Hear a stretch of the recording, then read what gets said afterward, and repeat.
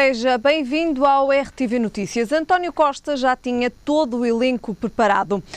Terça-feira, ao início da tarde, pouco depois de ter sido recebido por Cavaco Silva e indigitado primeiro-ministro, o líder do PS fez chegar a Belém a lista de ministros que deverão integrar o governo constitucional, cuja data de tomada de posse não foi ainda divulgada pela Presidência da República. São 17 nomes, dos quais apenas 3 são mulheres. Francisca Van Dunen, 60 anos, angolana independente, com extenso trabalho na luta contra a corrupção, é o grande trunfo do novo governo. Considerada a maior surpresa e a mais interessante, está ligada ao Ministério Público há 30 anos, foi Procuradora-Geral Distrital de Lisboa nos últimos 8 anos e é considerada exímia na Justiça, pasta que agora irá tutelar. No rol de regresso está o pai de uma das mais importantes reformas da Segurança Social, posta em prática entre 2005 e 2009. Vieira da Silva volta ao governo e à pasta que já fora sua, a do Trabalho, Solidariedade e Segurança Social. Augusto Santos Silva, que já foi ministro 4 vezes, estreia-se nos negócios estrangeiros, onde deverão ficar os assuntos europeus, circunscritos a uma Secretaria de Estado, ao contrário do que Costa anunciara que queria. Falaremos mais daqui a pouco sobre a formação do novo governo. Vamos então saber que o prazo para as autarquias aprovarem o desconto previsto no orçamento de 2015 para o EMI só termina no final do mês, mas 207 dos 308 municípios já anunciaram que vão avançar com o desconto, que varia entre os 13% e os 20%. Cerca de 2/3 dos municípios portugueses aderiram à medida aprovada no último orçamento. Em 207 concelhos do país, as famílias com filhos terão desconto no imposto municipal sobre imóveis. Concelhos com muitos habitantes, como Porto, Vila Nova de Gaia e Sintra, não aprovaram este desconto no IMI. A Associação Portuguesa das Famílias Numerosas defende que este desconto não representa nenhum benefício. Considera tratar-se apenas de uma questão de justiça. Diz ainda que cada pessoa que tinha uma casa maior era automaticamente considerado que tinha um luxo e que tinha que pagar mais tributação. O ajustamento não constitui qualquer benefício, é apenas um tratamento de equidade e justiça. Hoje, quarta-feira, tenho comigo Albino Almeida. Albino Almeida, muito boa tarde. Obrigada desde já pela sua presença. Já ouvimos há pouco, então, a formação, alguns nomes que irão, então, fazer parte do novo governo. De facto, era este o cenário expectável, Albino Almeida? Era este o cenário expectável. É evidente que nós temos estado envolvidos numa atmosfera de verdadeira mistificação de uma questão central que eu já aqui tinha falado, que é a fidelidade que o Presidente da República jurou à Constituição não lhe dava outra saída que não fosse esta. Agora, nós todos nos lembramos que em 2009 Manuela Ferreira Leite alertava para que o país estava no mau caminho em matéria de finanças públicas. Eu já disse aqui, é sabida a relação que ela tem com o Presidente da República e foi muito estranho que o Presidente da República em 2009, 2 anos antes do memorando, conhecendo como ele conhece as finanças públicas, não tivesse feito então estas exigências a todos os partidos, e digo a todos os partidos, quando verificou que havia um governo minoritário. Cavaco Silva não pode comparar realidades diferentes. É que ele em 2009 visava ser reeleito em 2011 e por isso deu posse a um governo, não se importou que o país resbalasse com dificuldades várias, com votações na Assembleia da República para um aumento da despesa, porque tinha como intenção fazer o que fez, ganhar as eleições e para isso precisava de votos ao centro e muitos do Partido Socialista e depois ajustar contas com o então governo. Foi isso que fez logo no discurso da tomada de posse. E o governo que se seguiu foi sendo apoiado de forma absolutamente acrítica pelo Presidente da República, que, como sabe, promulgou os orçamentos argumentando que a Europa assim o exigia, e desses orçamentos 8 eram inconstitucionais. E o Presidente da República nada disse e nada fez. É, portanto, o mesmo Presidente da República que não chama a atenção das forças políticas para alterarem a Constituição para que as eleições passem de outubro para maio ou junho em Portugal, de maneira a evitar esta coincidência que foi ele perder a capacidade de exercício cabal do seu magistério, exatamente numa altura em que se calhar isso teria sido até favorável digamos, a ele próprio e às forças que ele protege. Porque o Presidente da República, há muito tempo, como eu digo, é um Presidente de facção, não é o Presidente de todos os portugueses, e desse ponto de vista, ele agora fez uma exigência para o Governo de António Costa, que se a tivesse feito a Passos Coelho, nem sequer o teria indigitado. Portanto, é patente que o Presidente da República tudo tentou para manter o atual Governo em funções e tudo tentou para não passar à história, ele que foi líder do PSD, como o Presidente da República que deu posse a um governo de esquerda em Portugal. Ingrato, aliás, da parte dele, porque Mário Soares, quando dissolveu em 1987 a Assembleia, acabou por lhe dar a primeira maioria absoluta. Mas, de facto, Cavaco Silva não se comportou como um estadista e muito menos como Presidente da República. Portou-se como um ex-líder do PSD, usando a Presidência da República para alimentar nas páginas dos jornais, como ainda hoje faz, um conjunto de maledicências e de suspeitas, como faz hoje dizendo que não sabia, fazendo constar que António Costa não lhe disse qual era o governo que tinha pensado, quando ele sabia muito bem, Presidente da República, nem acredito que tenha sido de outra forma, que na conversa que teve, António Costa lhe terá dito logo, lhe terá falado logo sobre os ministros que tinha, sobre as pessoas que tinha convidado para o ministro, caso fosse indigitado.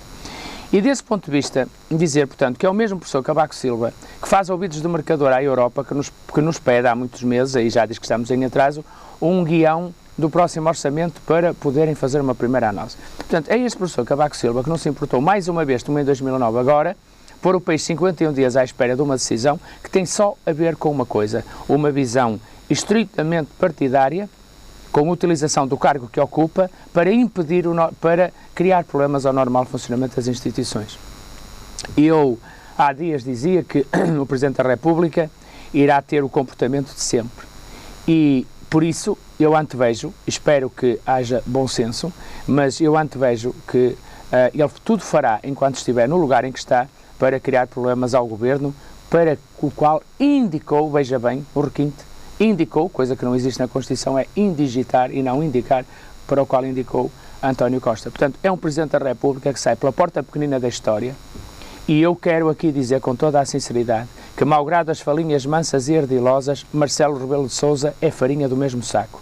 E, portanto, como nenhum Presidente da República em Portugal pode ser eleito sem o contributo de muitas pessoas de centro-esquerda, fica aqui a minha nota como cidadão preocupado de que, de facto, pese embora as palavras, isto é uma deriva perigosa de direita, que o Presidente da República deu corpo, alimenta, vai continuar a alimentar enquanto estiver em Belém. Nós sabemos que ele inventou a história de ser espiado ou de haver alguém que estava a vigiar-lhe os passos há uns anos atrás, e, portanto, é um Presidente pequenino, sai pela porta pequenina. Agora, relativamente ao Governo, eu não tenho dúvidas, sabia-se, quem anda informado na política, muito mais o Presidente da República, dos convites que estavam feitos, pese embora, como disse bem na sua peça, Francisco Abandona seja uma surpresa, de resto agradável, porque... O que é que se espera desta nova ministra? Espera-se a sensatez de uma magistrada. Em boa verdade, nós deixámos de ter magistrados, o último magistrado que esteve no Ministério da Justiça foi o Dr. Labrinho Lúcio. Todos nos lembramos das reformas permanentes que fez na Justiça, algumas inacabadas, nomeadamente os tribunais de pequena instância, um conjunto de serviços, portanto, tornando racional a questão da justiça. Porque a justiça, para quem está lá em casa, quando nós pensamos em justiça, pensamos em equilibrar, através dos tribunais, relações desiguais.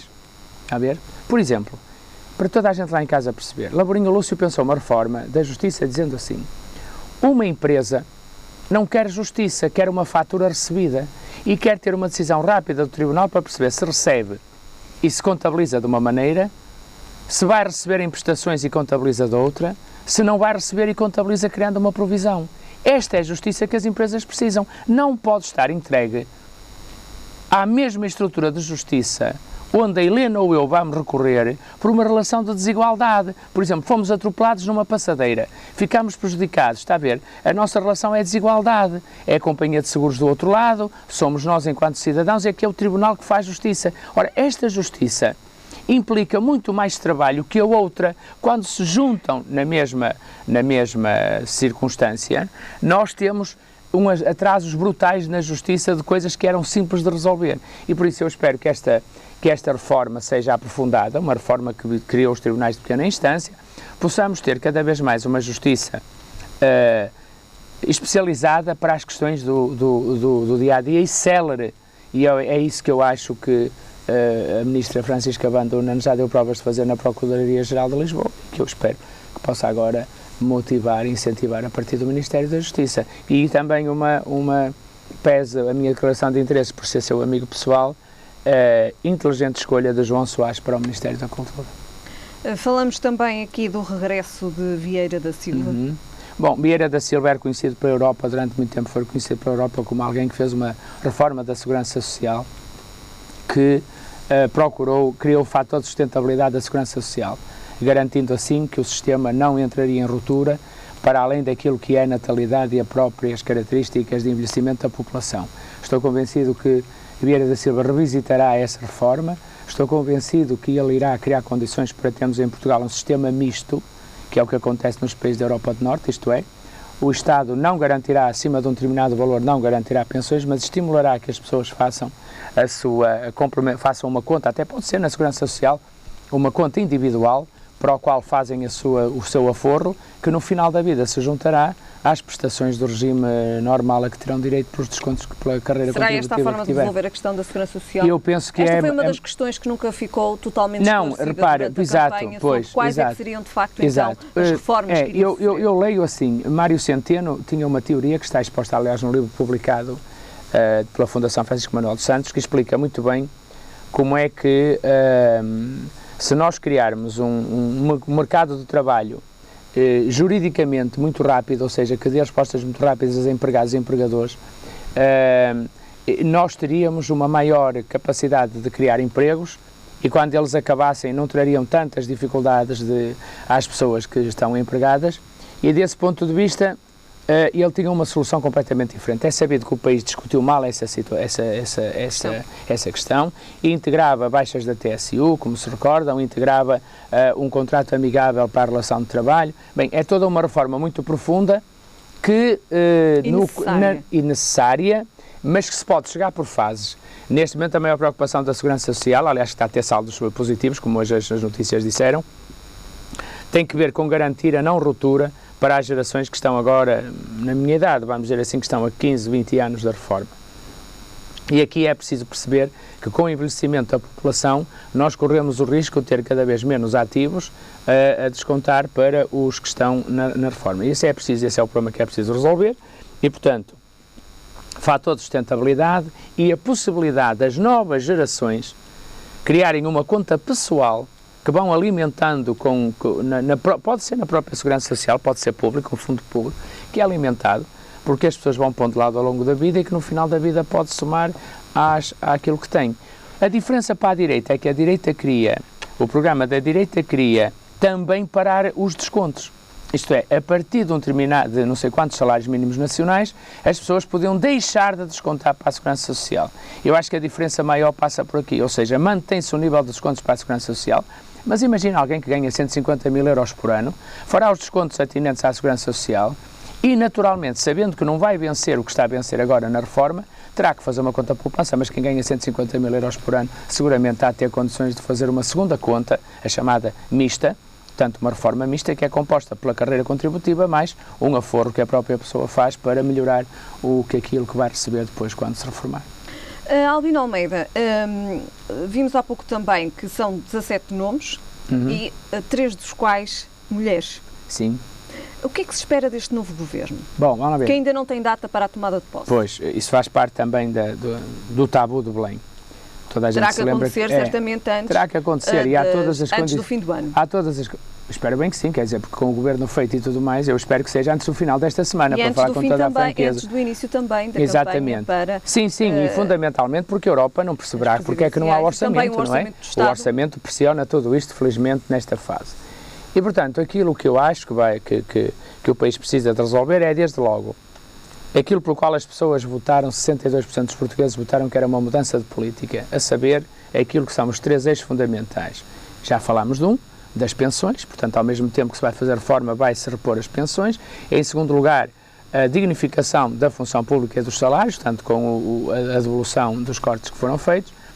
E em terceiro lugar, acabar com soluções que são sempre da mesma natureza, que é ir ao bolso das pessoas. É aquilo que eu chamo o fim da austeridade. Eu não acredito que ninguém de bom senso vá defender agora que nós gastemos 90 para fazer uma coisa que nos possa custar 60 ou 70. Isto seria mau. Portanto, eu acho que vamos continuar a ser austeros.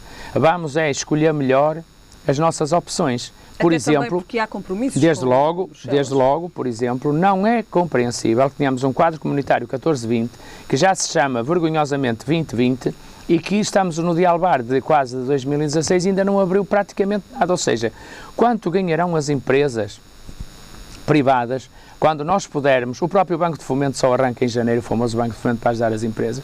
Por isso, nós temos estado num atavismo que é aquilo que Mário Centeno se propõe mudar, que é puxar pelos instrumentos que possam levar a maior capacidade de investimento, ao mesmo tempo a formação dos jovens, como fala o novo Ministro novo, porque ele é novo e é novo, da Educação, a formação dos jovens, a aposta nos adultos, na requalificação dos adultos, são políticas que visam retirar a palavra austeridade do centro, retirar a expressão austeridade da metodologia e passá-la para uma forma de estar, que é sermos austeros em tudo, sermos parcimoniosos a gastar dinheiro do povo, portanto, fazer muito boas escolhas para gastar esse dinheiro. Isso é ser austero, não é? Que é como a gente faz lá em casa. Ser austero significa que eu não compro dois produtos diferentes, compro um produto que me serve para todos e, portanto, essa é ser austero, é ter aquilo de que se precisa para viver com conforto, para viver com dignidade.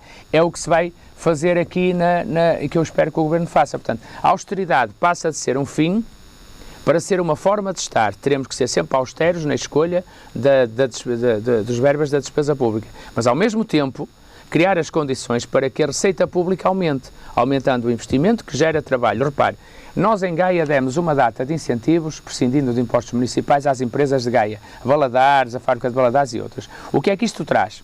Traz que se essas empresas não pagam durante 3 anos taxas camarárias, por outro lado, ao empregar 250 trabalhadores, e os 250 trabalhadores saíram de estarem a custo, estavam com subsídio de desemprego ou outro tipo de apoio, passaram a gerar riqueza, passaram a receber e passaram a descontar. É esta filosofia a que eu chamo a filosofia de fim da austeridade e que eu leio nos programas que o PS estabeleceu com os outros partidos uma grande sensibilidade para a dificuldade que essa cabe ao PS, porque o Governo é do PS, de escolher os mecanismos que permitam, ao mesmo tempo que revertemos os aspectos mais gravosos das políticas do Governo anterior, estamos a criar condições para aumentar a nossa própria riqueza e o nosso desenvolvimento. Nesses vetores conto com uma grande assertividade na educação, uma grande assertividade na economia, onde está, e repare que nestas áreas António Costa procurou ministros que conhecem o mundo e conhecem o país, porque ele tem consciência de que Portugal, nas grandes questões estratégicas, vai ter que fazer alianças, e por isso também a experiência de Augusto Santos Silva, que aqui foi dado como repetente, porque é um ministro que no atual quadro em que se forma o governo, temos um problema de segurança mundial, temos um problema de segurança muito grande. As questões europeias, como se percebeu, passaram já para segundo plano, até porque a França pediu escusa, de novo, em relação ao déficit, porque vai ter que investir 18 mil milhões, repito, 18 mil milhões, no orçamento da defesa para garantir maior segurança ao povo francês e a nós todos, porque ao cabo e ao resto a França é muitas vezes a sala de visita ou o local de veraneio e de cultura de todos os europeus e todos os cidadãos do mundo. Este Governo traz também o regresso do Ministério da Cultura. Exatamente, e eu, já aqui eu disse, João Soares é reconhecido em Lisboa, fez um notável trabalho na área da cultura, ele é uma pessoa com muitas relações no mundo cultural, artístico, e eu espero que ele consiga, nomeadamente em articulação com as autarquias, poder fazer um trabalho de valorização, desde logo, do que existe no país. Quer dizer, as autarquias são muitas vezes pressionadas por instituições locais que têm grandes trabalhos na área da cultura e que as autarquias não podem apoiar como gostariam. Faz sentido, portanto, que o Ministério da Cultura, por exemplo, com as autarquias, possam criar uma nova geração de parcerias que permitam o desenvolvimento da cultura através daquilo que é a iniciativa local e com muito valor histórico, patrimonial e cultural.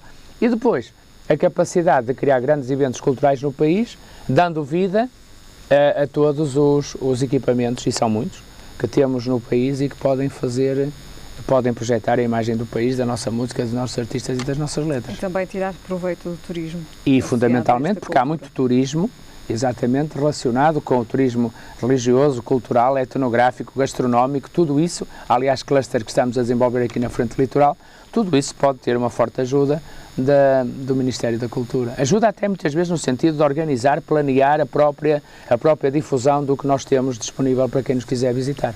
Já lhe perguntei o que é que se espera deste novo governo, agora pergunto-lhe o que é que se espera de António Costa. Vamos ver, eu já disse aqui, tenho que voltar a dizer isto porque eu gosto de falar a verdade. Eu sou amigo de António Costa há 35 anos. Sei que António Costa, já o escrevi, aliás, é um dos políticos melhor preparados da sua geração para este lugar, como se perceberá. Espero de António Costa muito pouca, que deixe transpirar muito pouco do que se passa no Governo para a comunicação social. É uma má notícia que lhe estou a dar, imagino eu. Já se percebeu que com António Costa podem-se fazer as perguntas de várias maneiras, ele responde sempre da mesma, variando de acordo com aquilo que é também a forma como as perguntas se vão colocando. Uma grande transparência na comunicação dos dossiês ao país, uma grande verdade, e fundamentalmente aquilo que ele deu provas ao longo destes 51 dias, que é de grande capacidade política, capacidade de inovar e coragem, porque é admirável que ele tenha sempre mantido a compostura e a calma com todos estes incidentes, não é, que o Presidente da República colocou no processo da sua indigitação, a que, para selar, para ficar claro, chamou indicação. Muito e bem. Eu espero, portanto, António Costa, aquilo que ele é, um grande estadista que se afirmará e que, estou convencido, deixará uma marca positiva no país, ainda mais porque está com um governo que vai precisar de negociar praticamente todas as políticas, e já foi assumido por todos, que não estão inscritas nos documentos assinados. Portanto, cada medida política vai ter que ser negociada. Eu acho que aí António Costa tem um potencial de negociação que é perfeitamente acima da média. Ele é um dos políticos... É uma mais-valia. É uma mais-valia ele próprio. E ele é uma mais-valia, digamos, enquanto alguém que percebe de direito, que tem muito mundo, conhece muito mundo, que nasceu numa família onde o seu pai era do Partido Comunista Português, Orlando Costa, onde a mãe, Maria Antónia Paula, é uma destacada militante dos direitos das mulheres, e o governo tem 3 mulheres, e eu acho que não tem mais, eventualmente, porque provavelmente o perfil traçado indicou estas pessoas, mas sei que muito mais pessoas trabalham com António Costa. Dizer, por exemplo, que Mariana Vieira da Silva, que é responsável pela comunicação, que vai ficar mais próxima dos seus jornalistas, é alguém também que tem conhece muito bem António Costa. Eu acho que este é o segredo também deste governo. Há aqui uma opção clara por pessoas que António Costa conhece bem, cuja reflexão e pensamento conhece, de maneira a tornar os conselhos de ministros locais onde se faz a discussão política pura e as decisões políticas puras. Eu espero, sinceramente, que acabemos com conselhos de ministros de 22 horas, como teve o anterior, que significa que aquilo não é um governo, é uma federação de ministros e, portanto, não, até se entenderem demora 22 horas e às vezes ainda faziam reprises. Portanto, significa que era um governo em que ou Passos Coelho não era suficientemente competente, ou os ministros eram mais competentes que Passos Coelho, ou os ministros eram muito mais assertivos e portanto, não havia uma unidade, no sentido de unidade que deve ter o governo da nação. E por isso eu espero que essas coisas todas terminem com António Costa e voltemos a um tempo em que a política, não sendo sagrada, tem momentos próprios. Não podemos dizer, espero eu, não ouvir, às vezes a pressão é muita, mas espero nunca mais ouvir dizer a alguém que estamos a ganhar dinheiro com os juros do que emprestamos ou do dinheiro que pusemos no novo banco, porque em boa verdade nós estamos a perceber que se calhar aqueles juros que já ganhamos, os anos e tal milhões de juros que ganhamos, vai ter que se juntar muito mais de 1.000 milhões para pôr o banco de acordo com os testes de stress e, portanto, coisas destas estou convencido que são importantes para o país, são coisas importantes que não acontecerão com António Costa. Albino Almeida, agora então preciso saber qual será então a data em que de facto o novo governo então irá tomar posse. Eu noto, até por conversas que tenho tido com alguns ministros já públicos, que eles estão muito tranquilos e vão avisando que neste momento, até o Presidente marcar a posse, até estão a pedir aos amigos que não façam exuberantes manifestações de alegria, agradecem os telefonemas, mas chamam sempre a atenção das pessoas para a necessidade de deixarmos correr este tempo que ainda é do Presidente, com toda a tranquilidade, mas não há nenhuma razão para o Governo não estar a tomar posse no próximo fim de semana, é a minha convicção. Muito bem. Albino Almeida, uma última questão para a atualidade internacional. Um avião da Rússia foi abatido em espaço aéreo da Turquia, o que provocou aqui, digamos assim, uma fissura entre a NATO e a Rússia.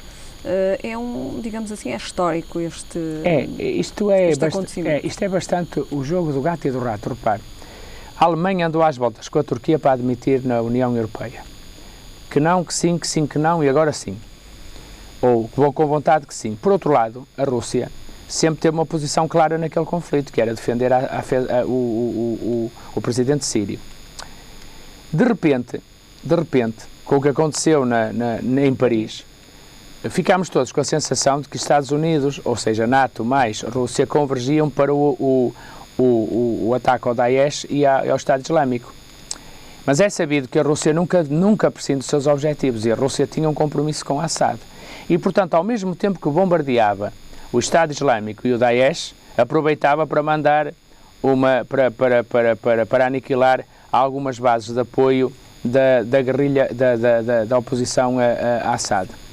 Numa dessas manobras, deram-se duas coisas fundamentais. A Rússia, porque pensava que beneficiava da compreensão internacional, porque estaria só a bombardear o Daesh e o Estado Islâmico, terá entrado no espaço turco. A Turquia, não é, fez aqui o maior teste ao desejo que tem de integrar a Europa, que é perceber, e agora defendem-nos ou não? O avião está no chão e nós mandámos-lo ao chão. E, portanto, isso foi aqui um teste, não é? Que se juntaram aqui três situações em que, mais uma vez, a NATO, mas especialmente a Europa, sai entalada disto, não é? Um teste à Europa. Mais um teste à Europa. Ou seja, para Obama isto é irrelevante, permitiu-lhe foi salientar que está contra o Daesh e o Estado Islâmico e contra Assad, deixar a sua não posição é? mais E contra Assad, mas isso é natural, orientará as suas forças armadas que estão a fazer bombardeamentos nesse sentido. A Europa é que está entalada, porque temos a França a fazer guerra supostamente ao Daesh e ao Islão, e à República Islâmica. Temos, por sua vez, neste caso em concreto, um problema político na NATO que decorre do facto da Europa, como sempre, nunca ter por si própria condições de resolver os conflitos internacionais, pese embora a importância que tem. Isto está a acontecer, digamos, se assim foi, significa que os aviões russos foram abatidos no espaço turco, que supostamente, não é, NATO mais União Europeia, tem que ser defendida. Ao defendermos a Turquia, vamos aqui desestabilizar de novo um pouco a relação com a Rússia, que não prescinde dos seus objetivos, e eu percebo que estamos em tempos de grande exigência. Vamos ter que conversar muito sobre isto, porque a minha noção, deixa-me dizer com toda a tranquilidade o seguinte: como cidadão, eu olho para a questão da Síria, como já o disse aqui, acho eu, sem desculpar nada do que aconteceu em Paris, bem pelo contrário, mas eu imagino a quantidade de inocentes que na Síria todos os dias estão a ser tratados como foram, enfim, não tem tempo de se aperceber. Os do Bataclan aparentemente aperceberam-se, muita gente em Paris apercebeu-se que eram os seus últimos minutos, mas na Síria deve ser brutal a percepção que as pessoas têm de que hoje estão aqui e amanhã podem não estar, porque nem sequer está o edifício. Eu acho que o mundo, como dizia Papa Francisco, tem que começar a pensar nisto. Eu acho que se nós começarmos a achar que a gente derruba o ditador na Síria e vai lá nascer uma democracia viçosa e limpa, nós que temos a nossa há 40 anos é o que se vê. Esta ideia de que nós semeamos a democracia pelo mundo e os sistemas melhoram deve ser muito refletida. Porque o que aconteceu no Iraque e está a acontecer na Síria é prova provada que alguma coisa não está bem pensada, porque, de facto, os ditadores desaparecem, mas o que fica no lugar dos ditadores é o caos e a completa desordem que já não fica lá. Antigamente ficava nestes países, agora vem para dentro da Europa. E isso é que me preocupa. Alguma coisa vai ter que mudar para que os resultados mudem, porque é estúpido, como alguém dizia, é estúpido continuar a fazer da mesma maneira, como se houvesse Guerra Fria, e esperar que os resultados sejam diferentes.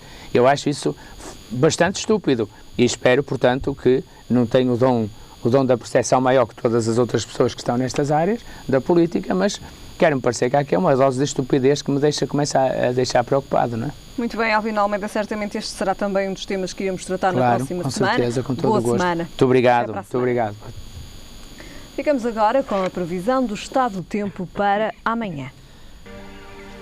Então esperado o céu pouco nublado ou limpo, apresentando períodos de maior nebulosidade nas regiões norte e centro, em especial durante a manhã. Quanto a temperaturas, o Porto espera uma mínima de 7 graus e uma máxima de 18. Em Lisboa a mínima será de 13 graus e a máxima de 18. E em Faro a mínima será de 9 graus e a máxima de 19.